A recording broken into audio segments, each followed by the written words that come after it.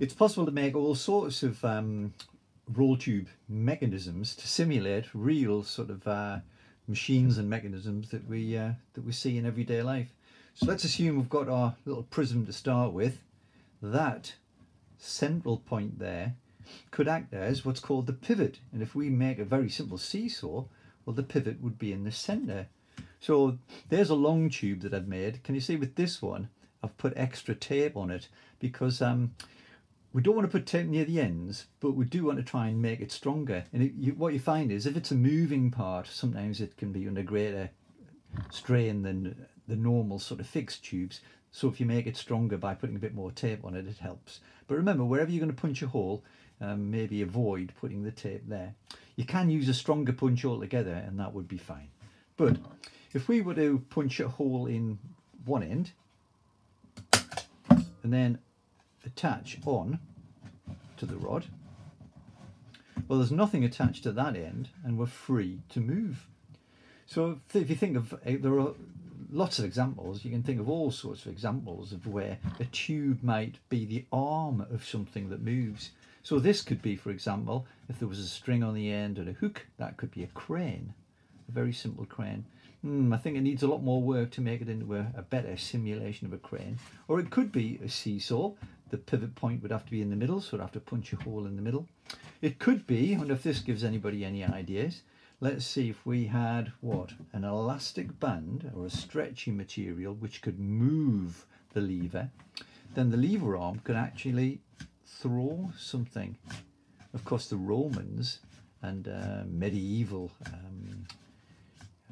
people made all sorts of machines based on a structure and then a pivoted rod. So that might be a ballista for hurling something, and our simple model might have an elastic band that can make it move. So there's a lovely little challenge for you. Make some longer tubes, try different hole punch points or pivot points, try attaching them to the structure and see what sort of machines or mechanisms you can come up with.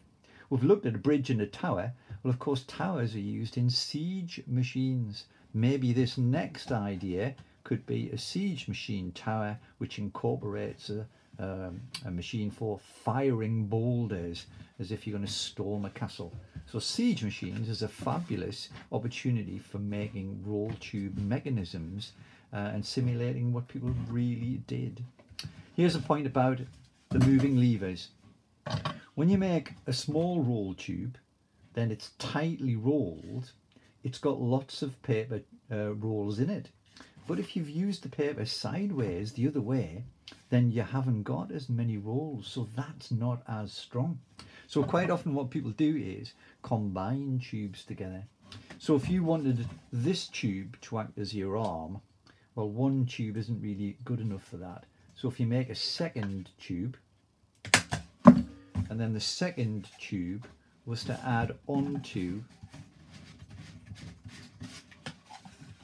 oops, the second tube adds on, together they form a stronger lever. So the throwing arm might end up something like this. Look, let's pop that one back in. Now you don't want it as two separate arms, but you do want them to work together. So bring them close together and then get some stick tape and wrap it round both of them. So now we've got a throwing arm, if it was used in a ballista, that's twice as strong as before. So there it goes. Maybe a bit of tape around the back as well to strengthen it. So there's a lovely little challenge for you. Could you possibly make a siege machine or a ballista for firing rocks, and could the elastic band in some way be attached in order to do that? So there's a lovely little problem for you to solve. A roll tube mechanism, a siege machine, all made from paper tubes and 3 wooden dowels. Fabulous. There's your challenge. Give it a go.